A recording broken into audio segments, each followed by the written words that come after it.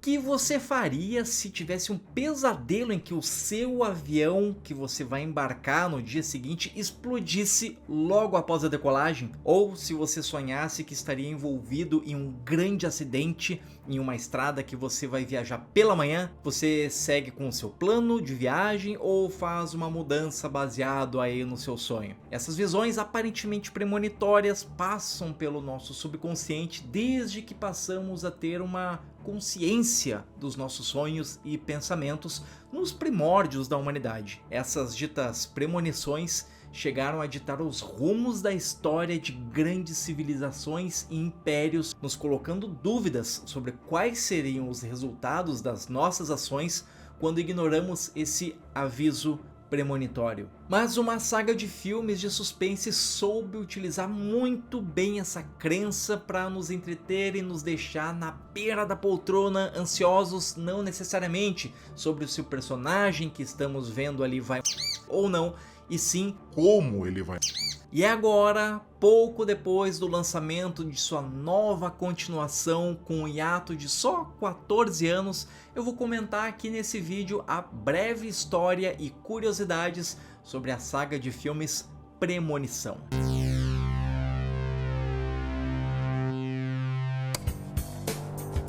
A gênese do conceito da saga Premonição veio da cabeça do produtor Jeffrey Reddick, cuja imaginação foi despertada durante um voo para o seu estado natal, o Kentucky, quando ele leu uma notícia sobre uma mulher que trocou o seu voo por conta de um mau pressentimento que sua mãe teve sobre essa viagem.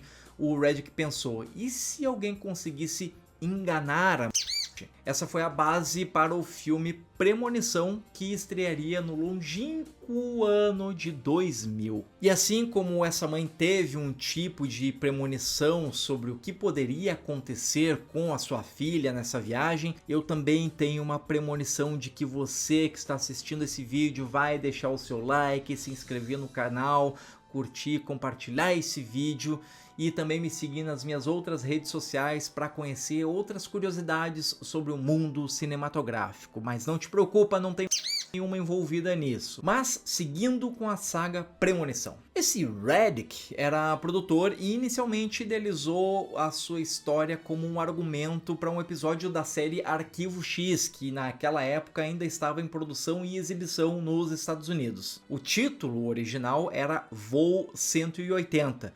E o personagem que teria a premonição era para ser o irmão da Dana Scully, mas a sugestão de um colega lá da New Line Cinema levou o Reddick a, na verdade, desenvolver essa ideia como um filme longa-metragem. A New Line adquiriu o argumento do Reddick e contratou ele para escrever o rascunho do roteiro original. Esse argumento chegou aos diretores e roteiristas James Wong e Glenn Morgan, que se mostraram bem dispostos a realizar e reescrever, ajustar ali aquela história. O Wong e o Morgan já haviam trabalhado em Arquivo X e trouxeram essa sua experiência na criação desse tipo de narrativa. Um dos conceitos aí incluídos pelos cineastas na trama foi conceber a como uma força invisível e sádica, em vez de um personagem ali mais tangível, físico, o que se tornou um elemento bem definidor da franquia. Inicialmente, os sobreviventes no argumento do Reddick eram adultos, mas após vários sucessos aí de filmes adolescentes, como Pânico, por exemplo,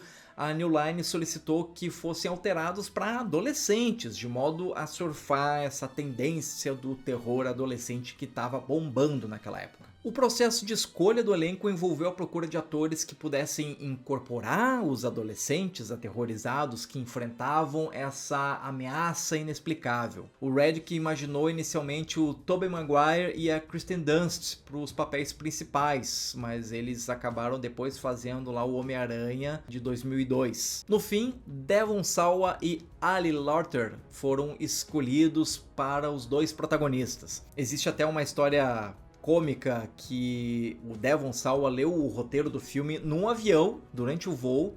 o que acabou deixando ele um pouco perturbado. Para quem não sabe, ou talvez não se lembra, a cena inicial do primeiro filme da saga é exatamente essa que eu falei no início do vídeo, com um avião explodindo logo após a sua decolagem. A premissa do primeiro filme gira em torno de um pequeno grupo de pessoas que escapam da morte nesse acidente do avião, mas eles acabam sendo perseguidos por essa entidade, rendendo cenas visualmente gráficas das suas em acidentes quase inimagináveis. Essa natureza intrincada e muitas vezes irônica desses acidentes se assemelham às máquinas de Rube Goldberg, essas trilhas aí de objetos que vão reagindo a partir da reação do seu antecessor. Esse conceito se tornou um elemento característico da franquia, oferecendo um suspense e uma dose cavalar de humor negro. Uma característica distintiva da franquia estabelecida no primeiro filme é a sua sequência de abertura. Para cada filme, os créditos iniciais servem como uma premonição ou esse aperitivo para a carnificina que está por vir, utilizando um simbolismo, edição e som para criar essa atmosfera mais sinistra. Essa escolha criativa define imediatamente o tom de cada filme e envolve o público com o tema central da desgraça iminente. Com o primeiro filme lançado em 17 de março de 2000, com um orçamento de apenas 23 milhões de dólares e uma arrecadação mundial de 112 milhões de dólares, também não precisou muito mais nada para que ele se tornasse uma franquia de sucesso. As discussões em fóruns da internet indicavam que o filme gerou conversas sobre o destino e a possibilidade de enganar a morte, além de relatos de sensações paranoicas desses usuários com possíveis premonições. Apesar das constantes recepções negativas ali da crítica especializada, a popularização e a arrecadação de bilheteria dos primeiros filmes apenas consolidou a continuação da franquia, mesmo com efeitos visuais cada vez mais precários, atuações mais fracas e pouco desenvolvimento das tramas, que na verdade priorizava a criatividade nas mortes dos personagens. Apesar da crítica, Premonição recebeu algum reconhecimento, vencendo o Saturn Award de melhor filme de terror e melhor atuação de um ator mais jovem pela interpretação de Devon Sawa como Alex Browning. Esse reconhecimento por uma organização específica do gênero indica que o filme foi apreciado dentro da comunidade de terror, mesmo que não tenha obtido uma aclamação crítica mais generalizada. Em Premonição 2, lançado em 2003, Ali Larter retorna como Clear Rivers, única sobrevivente da morte do filme anterior. A cena inicial de um grave acidente em uma rodovia foi inspirado num acidente real com 125 carros no estado da Geórgia. Além de repetir a fórmula de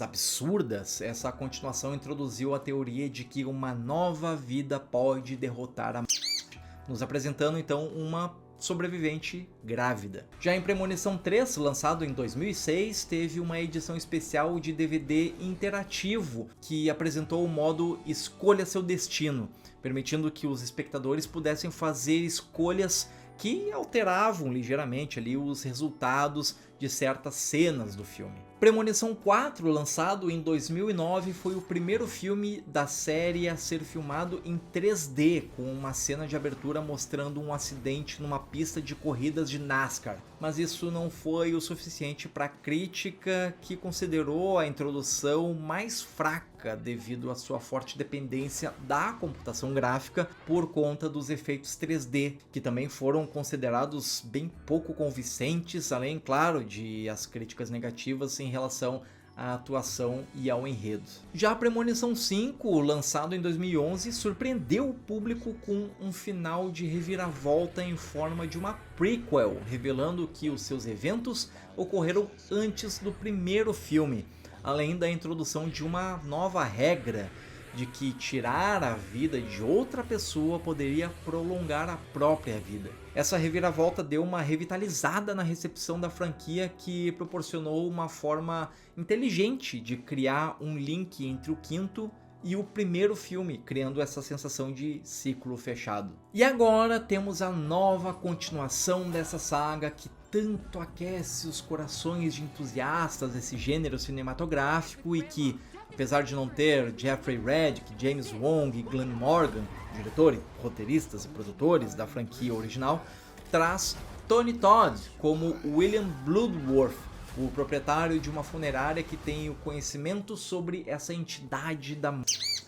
e as suas forças e capacidades, que já havia aparecido no primeiro, no segundo e no quinto filme da franquia, e fez uma participação especial com a voz do Diabo no terceiro filme da franquia. E para fechar o ciclo do vídeo, assim como o Premonição 5 fez com o primeiro filme dessa saga, eu vou lembrar você da premonição que eu tive em que você curtia esse vídeo, compartilhava ele, se inscrevia no canal e me seguia nas minhas outras redes sociais para estar por dentro de várias outras curiosidades sobre o mundo do cinema. Muito obrigado por assistir até aqui e cuidado com a... Até mais.